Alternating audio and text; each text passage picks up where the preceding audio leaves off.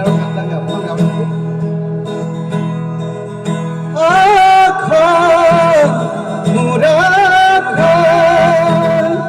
এখনি ঘৰ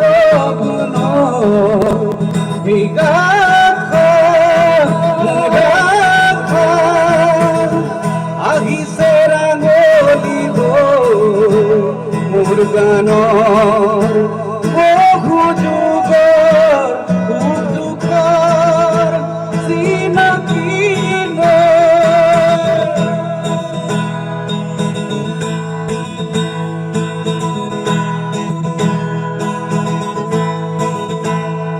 মোৰ গানত আছে অনামিকা মায়া সপোনৰ সুৰত মোৰ গানে আনে প্ৰকাশ পোৱা নোপোৱাৰ মনৰ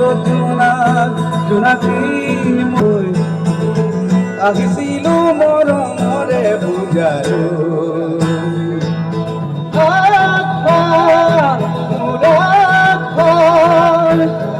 এখনি ঘৰ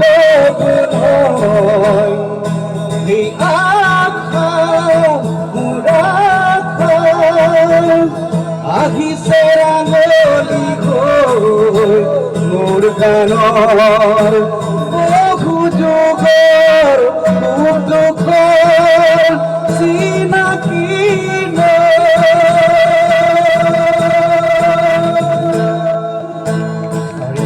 আচলতে মোৰ গীতবিলাক বহুত গালে বাতি ভৰাইছে এখনিৰ পৰা মইলংলৈকে শেষৰ গীতটোলৈকে গালে কিন্তু তাৰ মাজতো বহুত গীত গালে মাজত এটা গীত গাইছিলে সেই গীতটো মই অলপমান গাইছোঁ আৰু পৰিৱেশটো বেলেগ পাইছোঁ দি সকলোৱে হাততালিটো আছে ন একেলগে বজাব খ্ৰীষ্টমাছ বুলি সকলোৱে অকণমান ফূৰ্তি কৰিব ভাল লাগিব মৰম লগাই লগাই মৰম লগাই লগাই মাজনী কৰি দি পাগলী মাজনী কৰি দি পাগলী মাজনী যিদিনা তোমাৰ সকলো কাষতে পাম মৰম কৰি কৰি মৰম কৰি কৰি মাজনী মৰমে কগুবাম মাজনী মৰমে কগুবাম মাজনী যৌৱনৰ নদীত দুয়োনো গতি ভাগি যাম একেলগতে নাহিবা যিদিনা আহিবা মাজনী সিদিনা বুজিবা মাজনী সিদিনা বুজিবা কথা আহিবা কথা আহিবা মাজনী এনেও ছুটিবা মাজনী এনেও ছুটিবা মাজনী বুজিবা তুমি পিছলিব আচলন মৰম লগাই লগাই মাজনী কৰি দি পাগলী মাজনী কৰি দি পাগলী মাজনী যিদিনা তোমাক সকলো হ'লে কাষতে পাম ধন্যবাদ ধন্যবাদ হয় প্ৰথমে আপোনালোকৰ চেনেলৰ জৰিয়তে সমূহ অসমবাসী ৰাইজলৈ শ্ৰদ্ধা জনাইছোঁ ভক্তিভৰা সেৱা জনাইছোঁ লগতে আগন্তুক মাঘৰ বিহুৰ শুভেচ্ছা জনাইছোঁ নতুন বছৰৰ শুভেচ্ছা জনাইছোঁ হয় আজি আহিলোঁ আমি কলিয়াবৰ অসমৰ এজন সমাজকৰ্মী কৃষ্ণ মহন্তদেৱৰ এখন ৰিজৰ্ট কাঞ্চন ৰিজৰ্ট আচলতে খুব ভাল এটা অনুভৱ হৈছে ভবা নাছিলোঁ এনেকুৱা এখন ৰিজৰ্ট ইয়াতে আছে কলিয়াবৰতে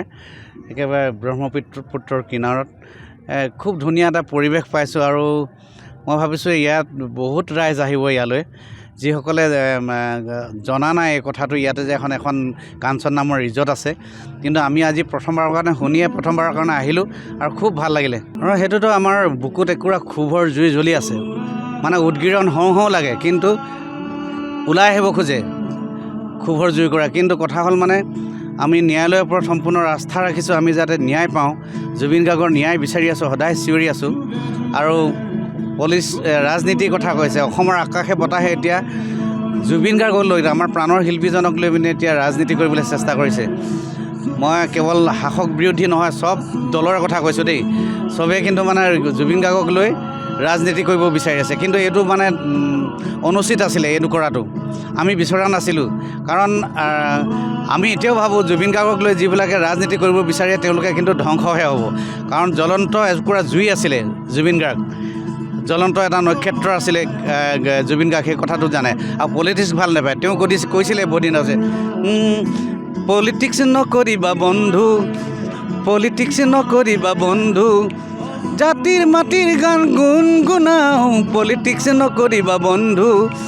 দুবেলা দুসাঁজ ভাত খুটি খুটি খাওঁ, পলিটিক্স নকৰিবা বন্ধু। এই কথাটো তেওঁ তেতিয়াই কৈ থৈ গৈছে। গতিকে এতিয়া তেওঁৰ নামত পলিটিক্স কোৱাটো আমি বিচৰা নাই। আমি তেওঁ সান্নিধ্য পাইছিলোঁ, তেওঁ তেওঁ শিষ্য বুলি কৈছোঁ আমি। জুবিন গাৰ্গক আমি এতিয়া গুৰু হিচাপে মাতিছিলোঁ, যদিও বয়সত প্ৰায় সমানে হ'ম, তথাপিও গুৰু হিচাপে মানিছিলোঁ। মোৰ গোটেই গানখিনি মই যিমান বাতি ভৰাই চিয়াখাবিৰ পৰা শেষৰ মৰিলংলৈকে গোটেই গানখিনি লিখিলোঁ। তেখেতে যদি গাই নিদিলে হ'লে গানখিনি মই বিপিন চাওদাং হ'ব নোৱাৰোঁ।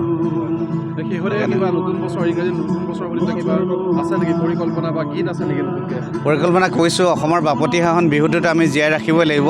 গতিকে যোৱাকালি মই জুবিন গাৰ্গৰ নামতে জুবিন গাৰ্গে নাহৰখন কৰিছিলে, তাতে আমি গানো বনাইছিলোঁ। কিন্তু তেখেতৰ অনুপস্থিত তেখেত নথকা অৱস্থাতো আমি কামটো কৰিবই লাগিব, নহ'লে তেখেতে আমাক মানে কি বুলি ভাবিব। গতিকে আমি কালি মই নাহৰখন কৰিছোঁ। আশা কৰিছোঁ অসমৰ ৰাইজে আদৰি ল'ব।